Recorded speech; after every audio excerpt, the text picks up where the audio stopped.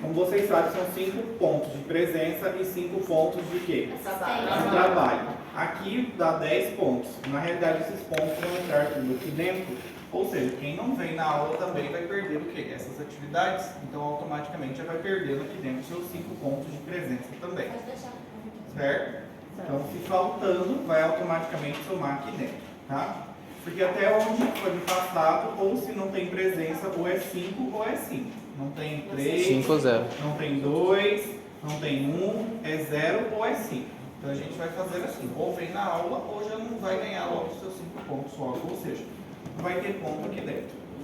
Certo? Isso aqui é para vocês também criarem o hábito de estudar, estudarem mais um pouquinho, certo? E não deixar acumular conteúdo. Certo? A gente vai começar hoje com essa parte, terminar essa parte gástrica. A gente tem que falar de antiemético, antidiarreico, flatulência também, microcinéticos que a gente vai falar também. A gente vai falar dos antidiarreicos, que é um pouquinho menor. Amanhã a gente termina essa parte, acho, de antiemético, todinha, parte digestiva. E se der tempo, a gente inicia a introdução ao antibiótico. E na próxima a gente só vai ter antibióticos. Antibióticos, depois antiparasitário, antimicótico, antihipertensivo e hipoglicemiante.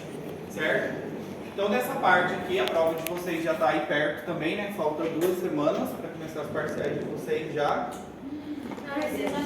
Super rápido. Certo? Nessa parte quando o paciente ele vem apresentando uma diarreia, existem alguns fatores que justamente levam à diarreia do meu paciente. As causas mais frequentes é que o que seria primeiro a diarreia? A presença de umas fezes justamente aquosa, soltas e frequentes.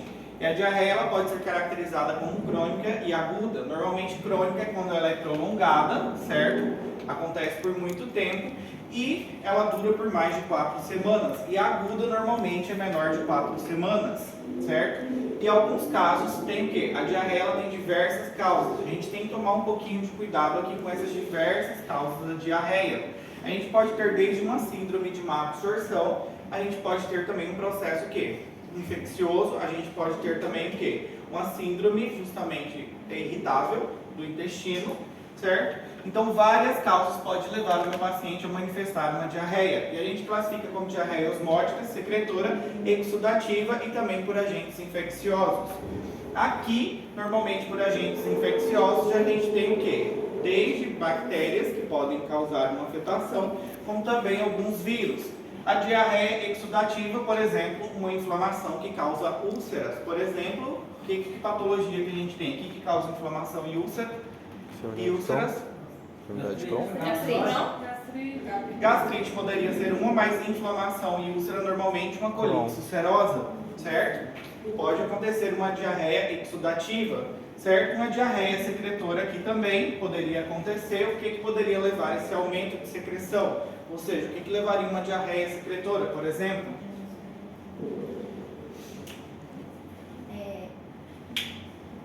Qualquer transtorno de má absorção, que afete alguma das fases, que seja uma fase luminal, que seja justamente uma fase que seja da enzima diretamente, ou que seja no transporte.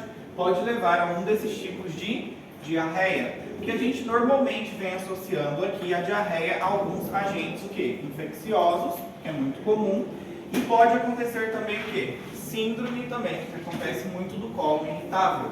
Não sabemos a causa de uma síndrome do colo irritável, mas normalmente acontece o quê? É um processo do sistema nervoso, acontece muito com pessoas ansiosas e depressivas.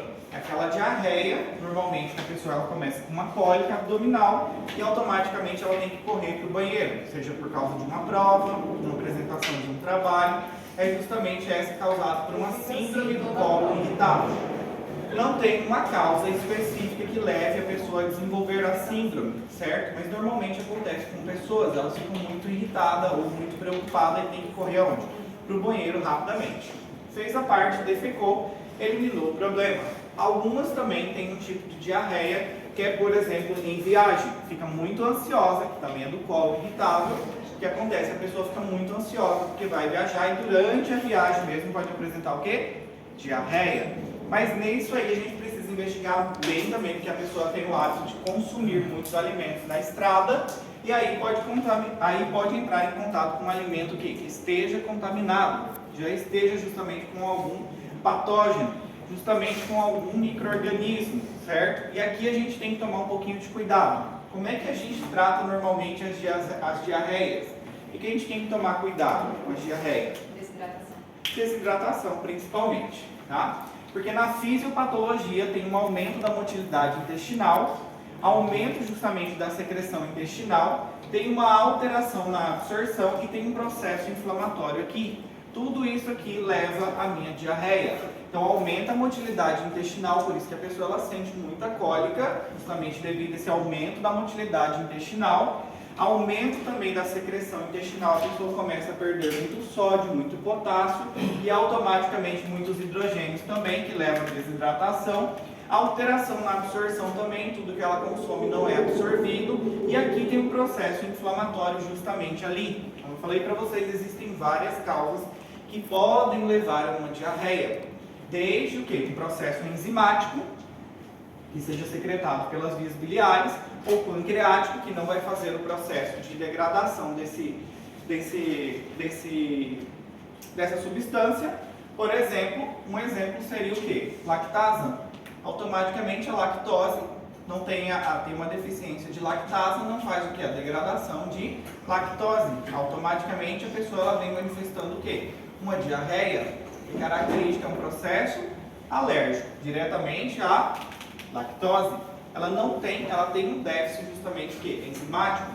Outras patologias estão ligadas diretamente a quem? Aos nossos enterócitos, as célulazinhas que possuem as microfilosidades ali, certo? E fazem o processo de absorção. Aqui, justamente, eles podem ser afetados, seja por um processo infeccioso, ou seja, algum micro-organismo que libere alguma toxina que venha causando um processo aqui, uma lesão, alguma toxina lesionando as minhas células, junto com um processo inflamatório, que aí não acontece o processo de absorção, o paciente começa a perder muitos eletrólitos também, e automaticamente leva a uma complicação, principalmente aqui que seria a desidratação, certo? Na realidade, o vômito e a diarreia é um mecanismo que? Fisiológico. O nosso corpo tem na intenção de fazer o quê? Expulsar e eliminar um determinado patógeno que esteja causando.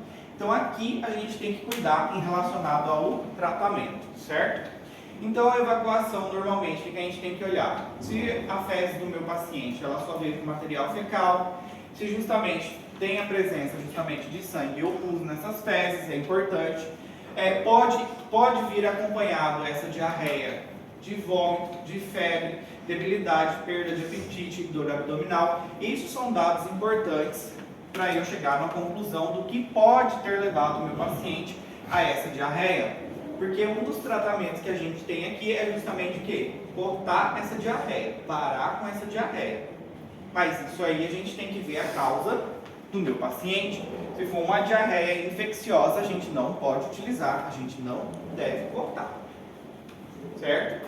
E a diarreia ela é classificada em diarreia alta, que procede do intestino delgado, e diarreia baixa também, que ela procede ali desde o intestino grosso. Essas são as duas classificações de diarreia. A gente classifica ela em alta e classifica em baixa também. Qual que é o objetivo no tratamento da nossa diarreia? Principalmente avaliar o grau de desidratação do paciente e aqui principalmente o que? Reestabelecer o equilíbrio hidroelétrico. Esse seria o principal tratamento de uma diarreia para a gente. Tratar o paciente aqui, equilibrar justamente o que? A desidratação que o paciente pode estar tendo. Aqui seria a melhor conduta que a gente tem que ter. O paciente está com diarreia, tem que tratar o quê? Segurar que ele não vai desenvolver nenhum tipo de desidratação. Ou se ele já vier com uma desidratação, a gente tem que fazer uma reposição. Prevenir justamente uma má nutrição e restaurar a flora bacteriana. E aqui existem alguns métodos, alguns justamente lactobacilos que a gente pode estar utilizando para restabelecer essa flora bacteriana, certo? E qual seria o manejo? Principalmente, a gente tem que fazer o quê? Um tratamento de reidratação para o nosso paciente. Sim ou sim, o que é preconizado é fazer uma reidratação oral para o paciente. Principalmente, esse é o pilar para uma diarreia. Tratamento inicial com qualquer paciente é o quê? É justamente uma terapia de reidratação oral. Sim ou sim na diarreia, primeira coisa que a gente tem que fazer é isso. preconizar isso, tratar sempre de forma oral, reidratar o paciente. Hidratar o paciente. Essa é o tratamento preconizado para uma diarreia de característica aguda. Não é você ir lá e tomar uma loperamida, jamais. Não se deve indicar jamais uma loperamida para o paciente logo de cara, se tiver com uma diarreia. Então, sim ou sim, existe o quê? A primeira parte, reidratação oral, então, existe justamente preconizado pela OMS, que é justamente em 1 litro justamente de soro fisiológico, tem que ter o quê? 20 gramas justamente de glicose, depois justamente cloreto de sódio, depois cloreto de potássio, depois citrato de trisódico ou bicarbonato de sódio. Esse aqui justamente deveria ser e deve ser o quê? A primeira parte que a gente tem que fazer em um paciente onde ele vem apresentando uma diarreia. O vômito, sim, se o paciente tiver com vômito e com diarreia, a gente corta o quê? O vômito. O vômito também é um mecanismo que a gente vai falar a parte fisiopatológica amanhã, onde o paciente ele tenta expulsar, justamente através de alguns receptores que a gente tem, tenta expulsar esse agente que está causando o quê? O vômito. Na realidade, a gente tem no nosso sistema a fisiologia, nosso corpo ele já é preparado que quando a gente recebe qualquer substância que seja estranha, chegou no nosso estômago, automaticamente em 20 segundos, se é algo que o meu corpo detecta que vai me fazer mal, automaticamente em 20 segundos pode ocasionar o reflexo do vômito. Eu posso já vomitar em 20 segundos. Bateu lá, já automaticamente percebeu que é algo estranho, já manda para fora novamente. E a gente vai ver justamente o quê? Minha filha pequenininha assim, às vezes eu acho até que ela tem algum problema, porque come e do nada eu tô passando mal. Já vomita e fica normal, menino. O nosso estômago, ele tem, justamente o nosso corpo, ele tem essa homeostase para manter. Quando descobre que algo está fora do normal, em 20 segundos já manda para fora. Eu achei que ela tinha algum problema. Não. Certo? Aqui então, qual seria o mecanismo de ação? O principal, depois que a gente tratou os nossos pacientes, que entendam que a terapia que a gente vai fazer com o paciente com diarreia é reidratação oral. Não tem o que fazer. Primeira parte que a gente faz é reidratação oral. Depois, a gente vem pensando justamente em uma parte farmacológica. Existem alguns fármacos que são utilizados como antidiarreicos. E quando que a gente vai indicar um desses fármacos normalmente? Normalmente a gente só indica estes fármacos em caso o paciente ele vem apresentando o quê? Uma diarreia por ansiedade ou uma diarreia onde ele vai viajar e ele já sabe que é comum de acontecer devido até mesmo à questão da ansiedade, aí você pode indicar o quê? Uma loperamida. Mas se tiver um processo infeccioso, não é indicado a gente utilizar o quê? Estes fármacos. Por quê? Esse fármaco, justamente, um dos mecanismos de ação dele, ele é um opioide. O fármaco loperamida e o difenoxilato, eles são o quê? Opioides. E eles têm uma característica que eles não possuem propriedade analgésica. Eles não funcionam como os outros opioides. E não tem efeito que a nível do sistema nervoso central, mas eles se ligam muito bem a alguns receptores, principalmente o Mi e principalmente ao delta. E aqui inibe a questão da secreção gástrica intestinal e também inibe o quê? A peristalse. Então, se eu faço esse processo de inibir a secreção gástrica e também inibir a peristalse, automaticamente o que acontece? A motilidade ela para. Se é um processo infeccioso, o que eu estou causando? Deixando o parasita lá dentro. Deixando exatamente o micro-organismo, deixando o processo, a toxina, permanecer no meu organismo. Por isso que de forma alguma a gente tem que utilizar o quê? Uma loperamida, por exemplo, foi ali e comeu um lanchão do tio e veio com salmonela, e aí justamente você manifestou uma gastroenterite. Nesse caso não se deve utilizar o quê? De forma alguma um fármaco para cortar essa diarreia. De forma alguma, o que a gente deve utilizar aqui é somente o quê? Reidratação oral. E se a gente está diante de uma gastroenterite bacteriana, o que a gente vai utilizar? Hoje é preconizado qual medicamento? Já foi o Bactrim. Sulfa é o Bactrim. Hoje é qual que é preconizado? Qual que você comeu? qual que é preconizado hoje para as gastroenterites. Antigamente era sulfametoxazol, trimmetoprim, famoso Bactrim, que hoje é... Hã? Não, antibiótico. Ciprofloxacino. Hoje, justamente, o que é utilizado é ciprofloxacino. Por que ciprofloxacino? Porque é da classe, justamente, das quinolonas e responde muito bem às nossas gram-negativas. Responde muito bem às gram-negativas. Por isso que é utilizado no tratamento de infecção de vias urinárias, principalmente por Escherichia coli, certo? Então, utiliza muito ciprofloxacino, norfloxacino, aonde? Quando é infecção de vias urinárias. E o principal patógeno causador de infecção de vias urinárias é justamente Escherichia coli, que é um bacilo gram-negativo. Por isso que a gente aprende qual que é gram-negativo e qual que é gram-positivo, para a gente ver qual que seria o melhor fármaco. Nesse caso aqui, as enterobactérias essas são as principais que vêm causando uma gastroenterite, que é salmonella, é uma delas, E. coli é outra dela, que tem outras 5 subtipos, Shigella é outra também, que pode estar causando também, e são todas bactérias o que? Gram-negativas. Então hoje o que é preconizado é utilizar justamente o ciprofloxacino, 500 miligramas. Mas no caso, a sepsis, ela indica o tipo, tá com aspecto de catarro, tá com aspecto de... Você vai identificar através daí ou só através do exame? Não, através justamente da clínica do paciente a gente pode definir, certo? Normalmente numa gastroenterite você investiga a história do seu paciente, ele vai contar para você o quê?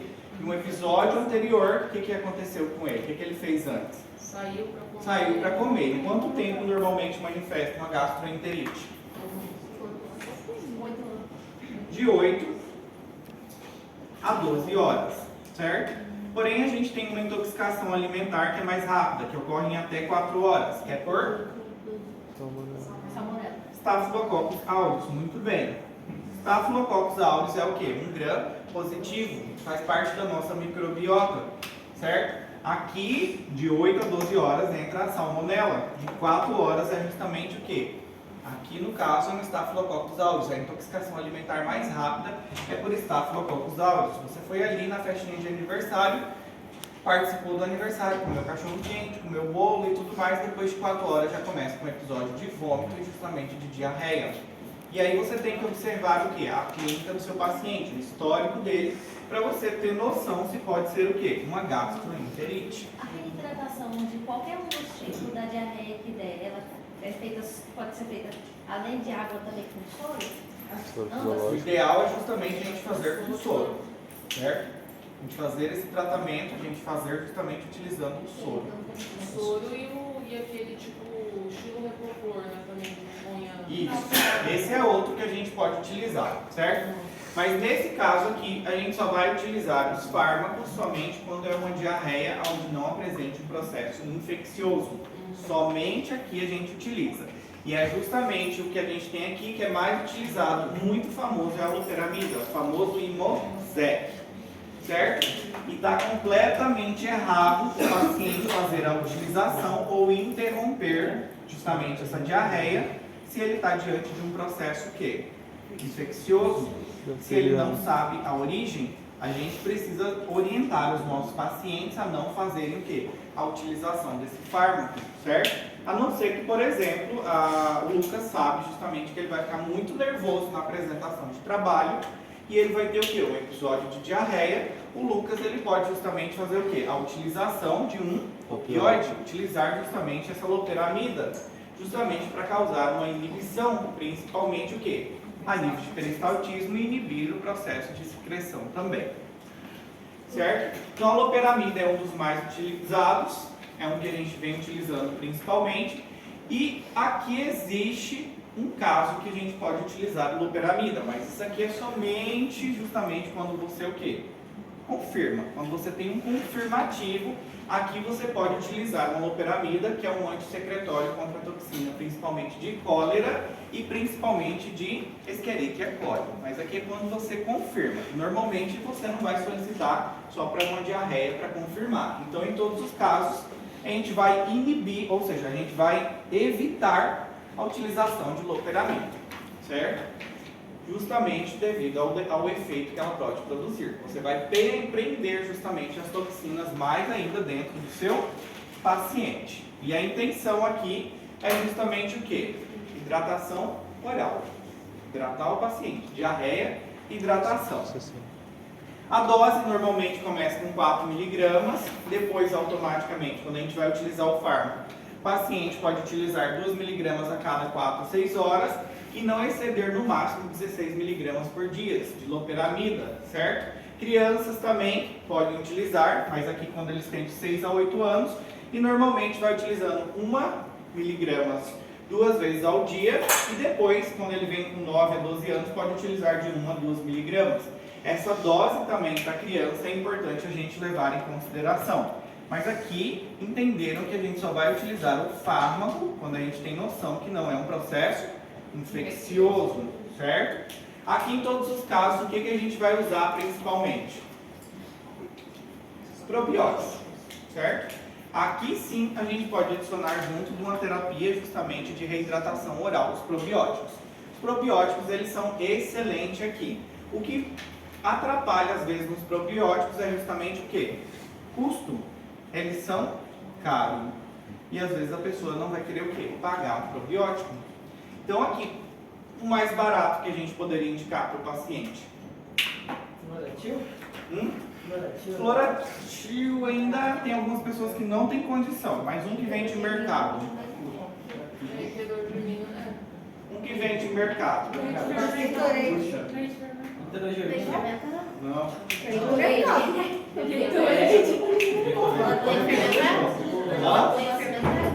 Yakult.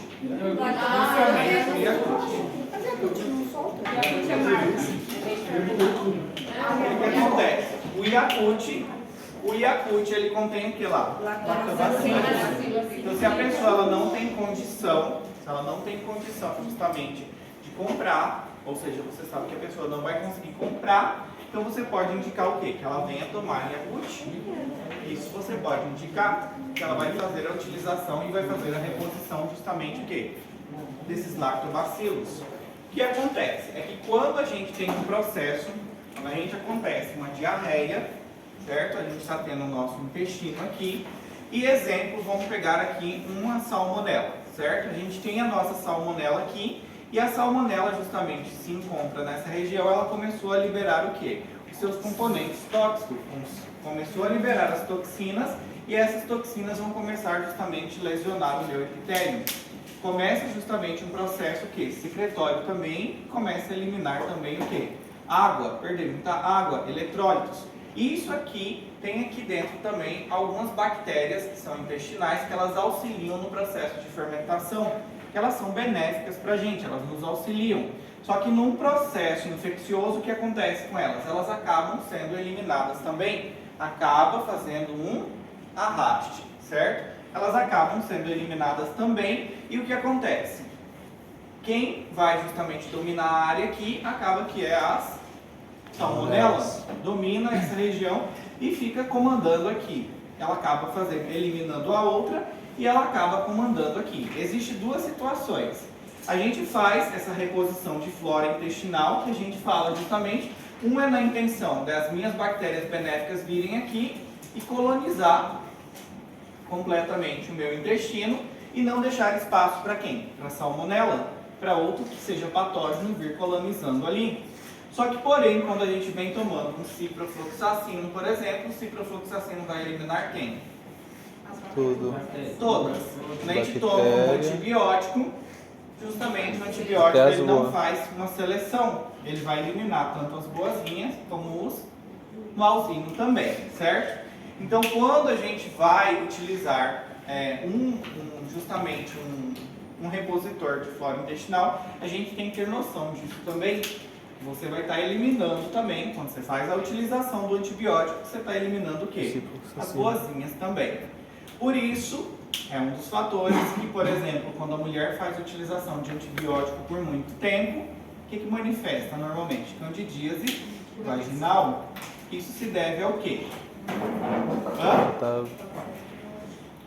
Um é processo imunológico e outro o que acontece? A vagina também tem os lactobacilos. e automaticamente utilizou antibiótico por muito tempo, esses lactobacilos eles se encontram ali justamente para auxiliar justamente e manter o pH. Quando o pH ele fica muito ácido, o fungo gosta de ácido, de locais ácidos. A vagina é justamente um local quente, escuro, úmido e ácido, certo? E quem mantém justamente um pH que seja ideal ali é os nossos lactobacilos também, a flora também. Então, quando a gente toma um antibiótico, você está eliminando o quê? Completamente os seus lactobacilos. Então, por isso que quando mulheres utilizam por muito tempo antibiótico, elimina completamente essa flora. Por exemplo, a cândida, ela é um funguinho que faz parte da nossa microbiota, vive com a gente. Então, por isso que muitas vezes quando o paciente utiliza antibiótico por muito tempo, ele vai, eu estou com um processo infeccioso, vou utilizo de qualquer forma, eu não estou só eliminando a malzinha que está ali, eu vou eliminar a boazinha também. Por isso que alguns pacientes, um dos efeitos adversos, justamente, quando tomam antibiótico, é diarreia. Em alguns casos é justamente diarreia, porque ele não está acertando só a bactéria que causa X, que você tomou lá para infecção de vias urinárias, você está acertando as bactérias boazinhas lá do seu estômago também. Certo? Seguimos. Então, a gente tem que levar em consideração que aqui tem uma classe de probióticos, que principalmente a gente pode utilizar os lactobacilos. Esse lactobacilos ou casei normalmente é encontrado onde? No Yakult. Então aqui, quando o paciente não tem justamente condição, a gente indica o quê? Um Yakult. O paciente está com muita diarreia, você indica justamente um Yakult. Você sabe justamente que a causa dessa diarreia é justamente um fator que seja uma gastroenterite causada por um micro-organismo, indica um Yakult. Aqui normalmente a gente utiliza o lactobacilos de Rhamnosus e o casei justamente para diminuir uma carga viral por rotavírus nas fezes, que é outra classe justamente de diarreia causada por rotavírus. O Saccharomyces boulardii também a gente pode estar utilizando e tem um efeito que nas diarreias induzidas principalmente por antibióticos. E por que a gente utiliza mais esse daqui em casos induzidos por antibiótico? O que é o Saccharomyces? Saccharomyces, nesse caso aqui, já é um funguinho, certo? Então, se eu utilizo um antibiótico, não vai o quê? Acertar justamente o meu funguinho. Essa é a diferença. Se eu utilizo, por isso que ele tem um efeito em diarreias induzidas por antibiótico. Então, aqui eu posso utilizar ele, porque é um funguinho. Então, se é fungo, o antibiótico não vai acertar o fungo. Eu estou utilizando um antibiótico, tá? Esse daqui sim já seria uma bactéria, tá? O bifidobacterium bífido, certo? Que normalmente está encontrado onde? No Yakult, certo? Então aqui sim, essa classe de probióticos a gente deve estar utilizando junto em caso o paciente manifeste uma diarreia. Justamente na intenção de recuperar essa flora intestinal e tentar o quê? Causar uma estabilização. E claro, se o paciente tiver com uma gastroenterite, sim ou sim, a gente vai ter que entrar com antibiótico. Não vai resolver por si só se eu entrar, por exemplo, com os lactobacilos. Nesse caso, sim ou sim, eu vou ter que entrar com antibiótico também. Professor, o Yakult eu já ouvi falar. Em microbiologia, quem falou até foi o Dr. Giovanni. Que o Yakult, é verdade? Não. Professor, Tem nada. qual professor falou? Não, porque Tem na nada época uma amiga comprovado. minha fez e ela falou que deu certo, mas daí não. Não tem nada comprovado. Passar o quê? Lá? Tomar banho de Yakult? Não, Ela aplicou com para cândida, certo? Piorou a situação. Para cândida vaginal é normalmente fazer banho de assento. Com o quê? Yakult. É o bicarbonato. Bicarbonato é o quê? Neutralizador de ácido. O bicarbonato ele é base. Então, o fungo gosta de meio ácido. Todo fungo gosta de um meio ácido. Então, a minha intenção é justamente o quê? Deixar o meio básico e o funguinho não vai ter como se desenvolver, certo? Existem várias terapias de vó, né? Vinagre, eu já escutei vinagre com cloro, vinagre com sal, sal temperado. Você já dá uma temperada junto, mas o que é indicado... Jogar na churrasqueira é. Hã? Camomila. Na churrasqueira tá pronto, certo? O que é indicado? O que é indicado mesmo é bicarbonato. Tem muitas mulheres que sofrem muito com candidíase recorrente, então fazer banho de assento, em alguns casos, pode fazer o quê? Até mesmo ducha, certo? Encher justamente com bicarbonato, colocar lá dentro e fazer a ducha vaginal diretamente. Porque o funguinho, a cândida, ela gosta de um meio ácido, certo? Então, o que é indicado justamente, que é comprovado, é fazer banho com bicarbonato, certo? Essa questão da dependência, eu assisti uma videoaula, que também estava relacionada aos alimentos. Também pode ter uma relação. Potencializavam a recorrência dela. Sim, sim. Existem várias situações na realidade da cândida. Imunidade também. Imunidade é um fator, antibiótico poderia ser outro fator, parceiro também. Tem mulheres que elas têm candidíase desde o primeiro dia que conheceu o amor da vida até o último dia que ele faleceu. Eliminou o marido, arrumou outro parceiro, nunca mais cândida. Em mulheres com anticoncepcional, justamente não se adaptam também, tem uma alteração de pH, tudo é questão hormonal. A mulher também manifesta candidíase recorrente. Em mulheres com a colocação do DIU manifesta também candidíase. Aí a gente precisa só o quê? Tentar descobrir justamente o que levou. Porque cândida ele faz parte do quê? Da nossa microbiota. E na mulher é muito mais comum acontecer justamente devido ao quê? Ao ambiente, justamente a umidade, ácido, escuro e quente. O homem também acontece. No homem se chama justamente balano post-it. No homem acontece justamente entre a glande e o prepúcio. Só que no homem ele não tem os mesmos fatores que a mulher tem, por isso que não acontece com tanta frequência. Mas o homem tem a falta de higiene. Se não descabelar o bichinho, se não limpar bem, pegar bastante sabonete e passar ali e limpar bem, automaticamente pode acontecer o quê? Candidíase. E no homem também, assim como na mulher, dá muito o quê? Coceira, coça demais. E no homem ainda tem uma característica de soltar grumos de coloração branca também, esbranquiçado, certo? Então o homem, uma das principais causas de câncer de pênis é justamente a falta de higiene. Então quem não lava o bichinho direitinho corre o risco justamente o quê? De ter cândida, certo? Além de ter cândida, fica o tempo todo ainda na frente dos outros assim, ó, coçando o membro o tempo inteiro. Isso aí é o quê? Falta de higiene. No caso da mulher, ela tem vários fatores que contribuem para o desenvolvimento. E existem mulheres também que elas vão fazer do exame físico, elas só trazem incômodo de uma secreção. Porque cândida, normalmente, é uma secreção esbranquiçada, aspecto de leite coalhado, e um detalhe da cândida que ela não tem cheiro. Então tem mulheres que elas só têm essa secreção e elas nunca vão consultar. E quando elas vão consultar e você vai ver no exame, vai fazer o exame físico, você observa justamente o quê? A presença dessa secreção, que parece um aspecto de leite coalhado, e ela não tem nenhuma reclamação. 50% das mulheres reclamam de quê? Principalmente coceira. Principalmente a cândida, ela causa muita coceira, muito prurito, tá? Mas a mulher, ela existe já vários fatores. A roupa, por exemplo, muito justa, certo? É um indicativo para a gente orientar os nossos pacientes, utilizar roupas mais leves, roupa mais solta, dormir sem calcinha, utilizar calcinha de algodão, certo? Se a pessoa tem o hábito de roupa muito justa, você tem que falar para a sua paciente, olha, tem que começar a dar uma afrouxada aí, utilizar umas roupas mais leves, de algodão, certo? Não, né? Deus é justo, mas também assim é tão difícil. Exatamente.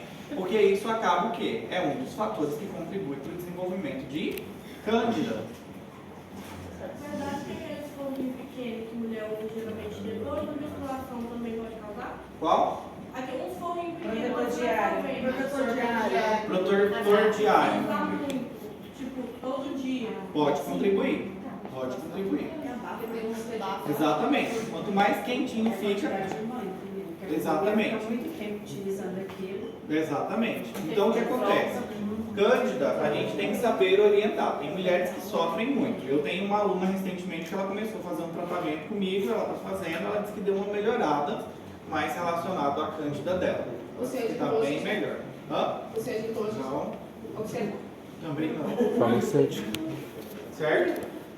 É que eu dou aula de micro, aí essa parte aí de micro, entendeu? Aí eu estava justamente conversando com ela e estava justamente orientando ela.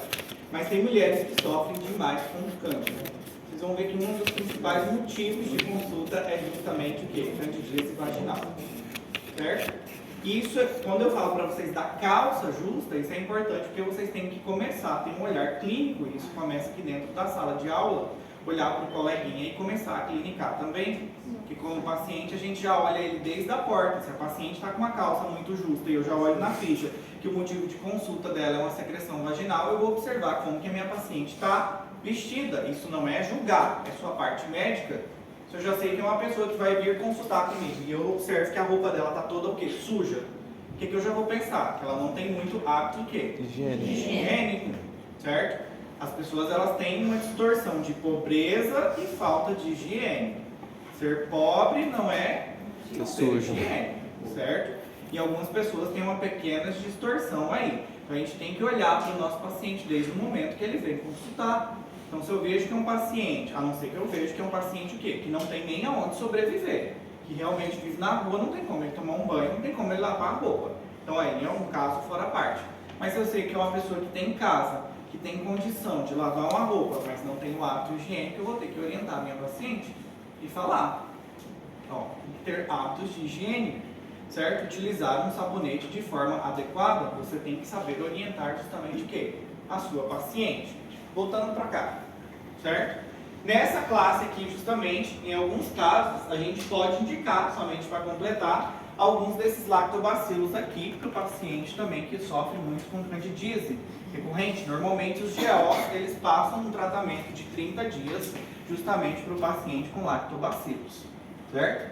Só que como eu falei para vocês, é um pouquinho custoso, certo? Gastrite, saíram artigos já, são um pouquinho antigos, mas principalmente que quem sofre muito de gastrite tem hábito de tomar Yakult, justamente, devido ao Helicobacter pylori tem mostrado uma grande eficácia. Justamente é como vai acontecendo, vai substituindo, eliminando essa bactéria que é patógena e vai entrando justamente uma que não causa nenhum mal, Perfeito. certo? Nenhuma patologia. Então o Yakult ele tem se mostrado em alguns artigos científicos que útil também no tratamento de gastrite causado por Helicobacter pylori, certo? Ele serviria também como pré-tratamento? Hã?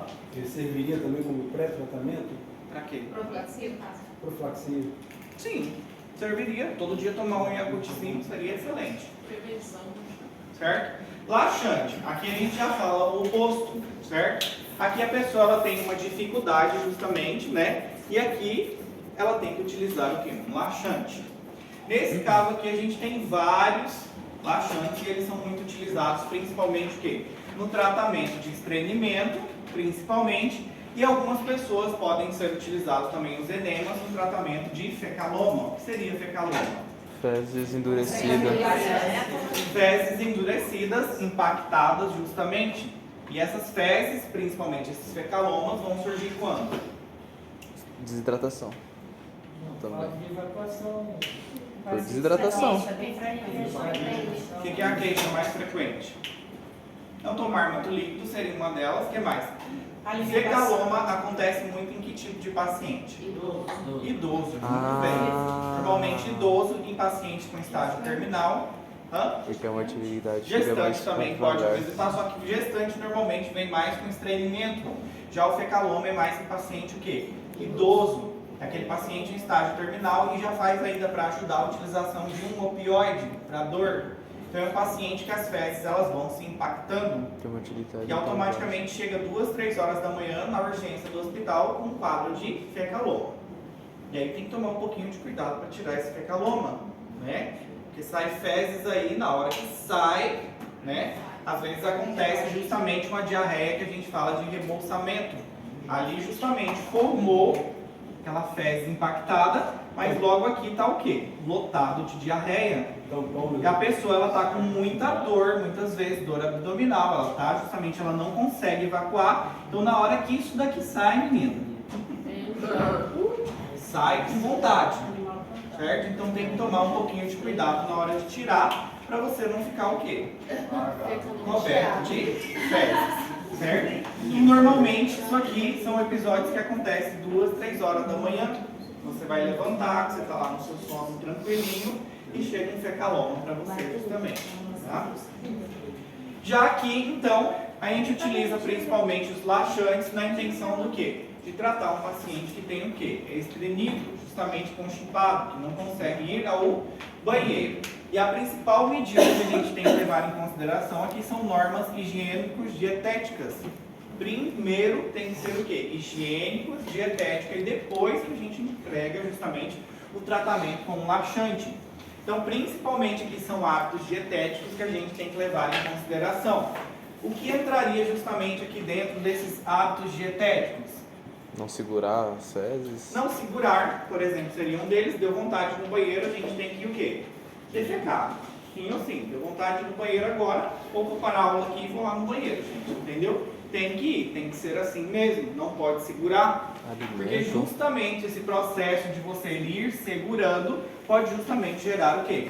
Futuramente um estranhamento e gerar justamente o quê? Um fecaloma. Alimento também. O que acontece também? Se alimentar na hora adequada. Então, se você come todos os dias às 8 da manhã, meio-dia e depois às 18, todos os dias seguir esses hábitos justamente também.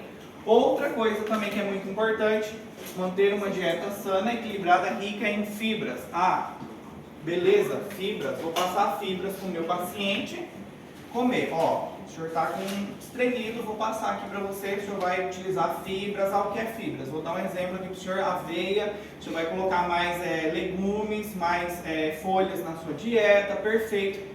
Aí ótimo, o paciente vai para casa, na outra semana ele volta mais ainda estreñido. Por quê? Porque não bebeu água. Bebeu água.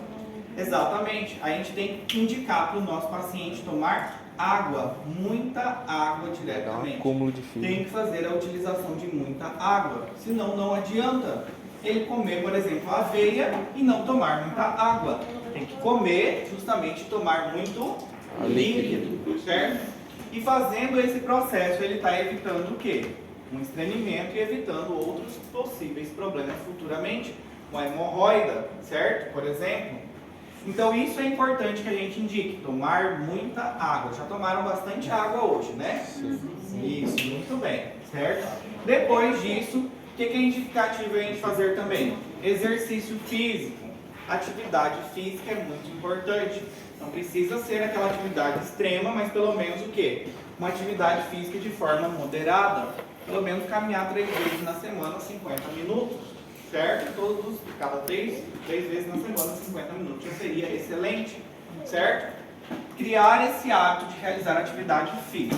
Agora, hoje, por exemplo, falei um pouquinho sobre estranhamento com um grupo e justamente tinha uma colega estranhida, mas ela falou assim, eu sou estranhida, mas eu não tenho hábito nem de atividade física, nem de comer saudável. E que fica vários dias sem ir ao banheiro. Aí fica difícil. A primeira norma é justamente o quê? Dieta. O primeiro tratamento aqui seria dieta. O indicativo, sim ou sim, é dieta. Orientar o paciente a fazer o quê? Dieta.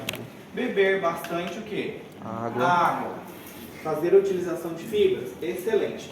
Mas não adianta, de forma alguma, utilizar só a fibra e não tomar água. Certo?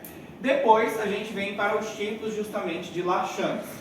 Aqui existem vários tipos de laxantes. São laxantes formadores de massa, os emolientes, os osmóticos salinos, os estimulantes e os laxantes por via retal, os de forma natural, que é o famoso sene, o chazinho de sene, que algumas pessoas tomam. Só que aqui, justamente esses laxantes, principalmente os que são estimulantes, eles podem causar agressão, eles agridem muito o meu epitélio. Então, se você utiliza com muita frequência um estimulante, ele causa muita irritação. E essa irritação, com o tempo, pode se tornar uma neoplasia. Então, isso não é indicativo, não devemos fazer ou optar de forma alguma para tomar laxantes todo o tempo.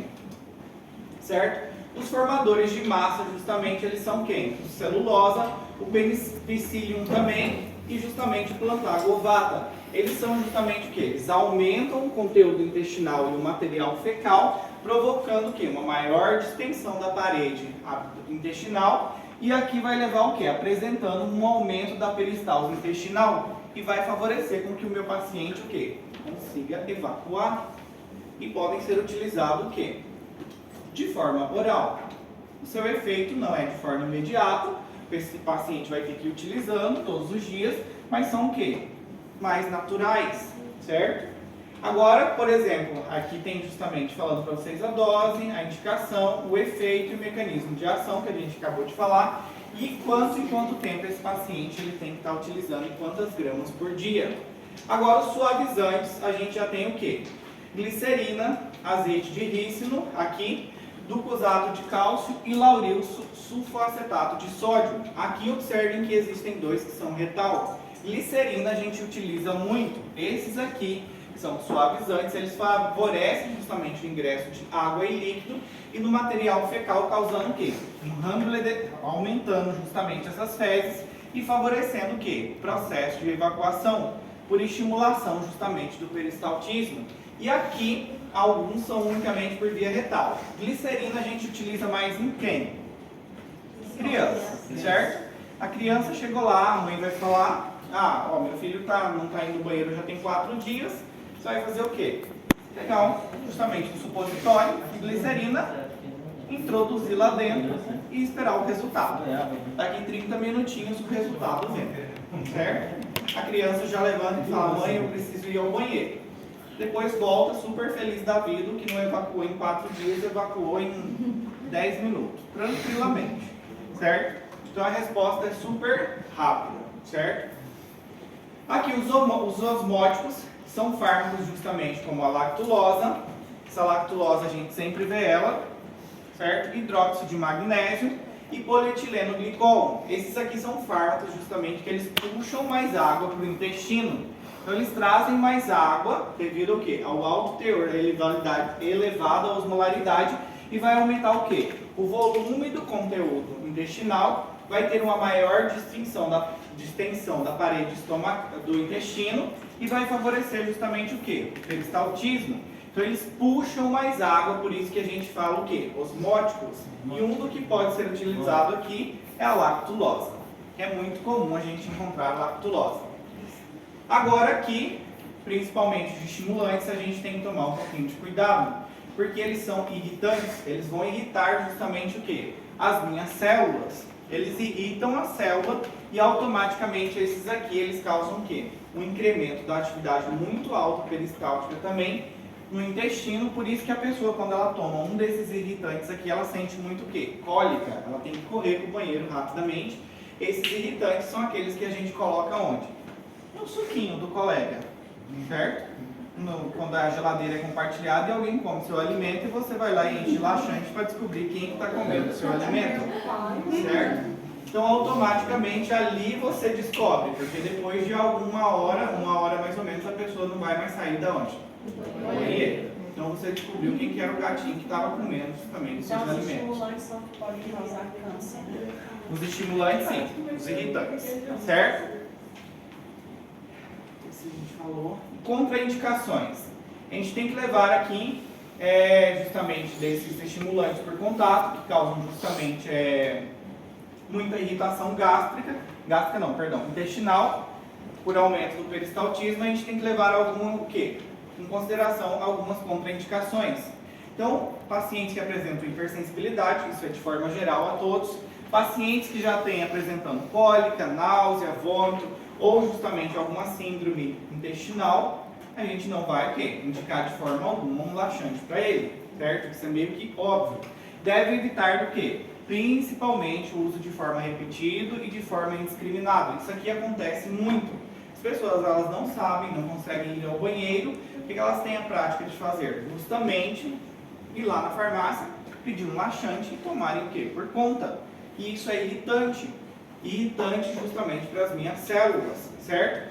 Porque o que acontece? Vai justamente com o tempo, quando ela vai utilizando com muita frequência, ela não tem noção, isso pode levar justamente ao quê? A um CA. Mas, por exemplo, em alguns casos em criança, pode reduzir o quê? A absorção de nutrientes. A mãe não sabe, o filho é justamente estreñido, vai lá e compra um laxante para a criança, mas esquece que ali ela está irritando justamente essa mucosa e automaticamente está eliminando junto também os nutrientes. A criança acaba que não tem um bom desenvolvimento também, certo? Pode acontecer também a perda de água e de eletrólitos, pode causar uma desidratação. Os pacientes que a gente mais tem que tomar cuidado é paciente idoso e criança, relacionado à diarreia, certo? E reduz a absorção também de diversos fármacos, também os laxantes, justamente porque eles têm esse efeito irritante e automaticamente está perdendo muito eletrólito, muita água, então, e o peristaltismo aumentou demais, manda tudo embora. Mas Então isso perde. até para glicerina também? Hã? Até para o supositório de glicerina? Não, a glicerina não. Aí já não. Já não, certo? Por isso que a glicerina é mais indicada na parte da pediatria, supositório, certo? Então as reações adversas mais comuns, então, é náusea, a própria diarreia, a cólica, aqui a pessoa pode arrotar muito, uma reação alérgica, irritação perianal, palpitações podem acontecer, sudorese também, e vai diminuir principalmente a absorção das nossas vitaminas, o quê? Lipossolúveis, certo? Aqui já são os laxantes, esses a gente já falou, que são os laxantes humectantes, certo? Paramos por aqui hoje e amanhã a gente segue com antiflatulentos e seguimos justamente com os antieméticos.